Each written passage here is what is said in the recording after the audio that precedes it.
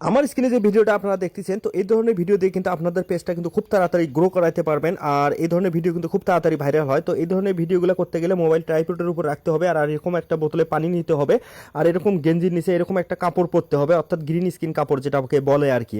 তো পরার পর তারপর আপনি শ্যুটগুলো কীভাবে নেবেন, এডিট কীভাবে করবেন, সম্পূর্ণ এই ভিডিওর মাধ্যমে ইনশাআল্লাহ দেখতে পারবেন। আপনারা কেউ ভিডিওটা স্কিপ করবেন না, না হলে কিন্তু একটুও বুঝতে পারবেন না। তো প্রথম যে শ্যুটটা আমি দেখাচ্ছি, তো এরকম গ্রিন স্কিনটা যেন একটুও না দেখা যায়, আপনাদের গেঞ্জি দিয়ে যেন ঢাকানো থাকে। তারপর এরকম একটু অভিনয় করবেন, করার পর এই যে এইভাবে পানি খাবেন, খাওয়ার পর এই যে সঙ্গে সঙ্গে আপনার হচ্ছে এই গেঞ্জিটা কিন্তু উঠাই দিবেন, মানে তারপর যেন গ্রিন স্কিন কাপড়টা দেখা যায়। তো এরকম আপনারা যা যতটুকু প্রয়োজন, মানে 10 সেকেন্ড 15 সেকেন্ড সেইভাবে শ্যুট নেবেন।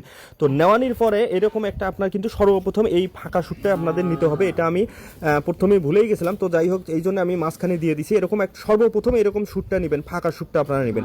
তো এখন তৃতীয় যে শ্যুটটা হচ্ছে, সেটা হচ্ছে এই যে বোতলে যে আপনারা পানি ঢালতেছি, মোবাইল কিন্তু ট্রাইপডের উপর রাখতে হবে, রেখেই কিন্তু সবগুলো শ্যুট নিতে হবে।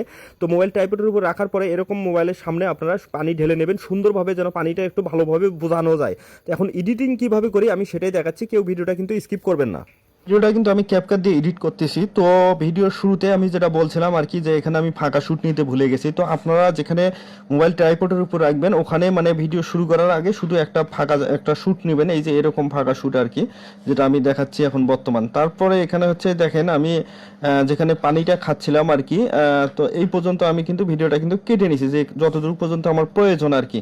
তো এখন আমার যে কাজটা করতে হবে, যেটা পানি খাচ্ছি এই লেয়ারটা আমাকে কিন্তু ওভারলি করে নিতে হবে। তো এই জন্য এখানে এই যে ওভারলির উপর ক্লিক করবেন, ওভারলির উপর ক্লিক করলে ভিডিওটা কিন্তু নিচে চলে আসলো, ঠিক আছে। এখন হাত দিয়ে ধরে এই ফাঁকা শ্যুটটার বরাবর কিন্তু আপনারা এই শ্যুটটা কিন্তু নিয়ে যাবেন, ঠিক আছে। নিয়ে যাওয়ার পর নিচের লেয়ারটার উপরে ক্লিক করবেন, যেটা ওভারলি করছেন। ক্লিক করার পর এখানে রিমুভ বিজিতে ক্লিক করার পর আপনারা হচ্ছে এখানে দেখেন